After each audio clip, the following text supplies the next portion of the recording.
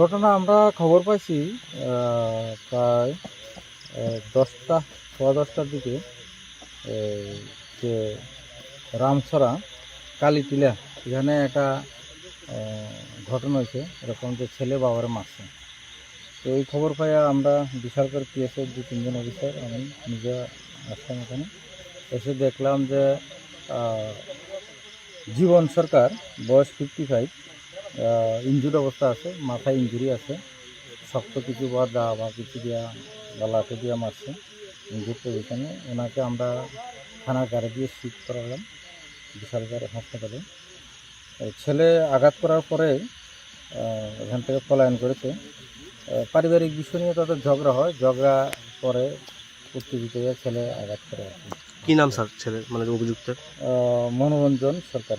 এখন কীরকম অবস্থা আছে জীবন সরকারের? জীবন সরকার তো এখন সিরিয়াস কন্ডিশনে আছে, মোটামুটি ইঞ্জুরি আছে, বিশালগড় হাসপাতালে আছে। বিশাল হাসপাতালে পাঠানো হয়েছে।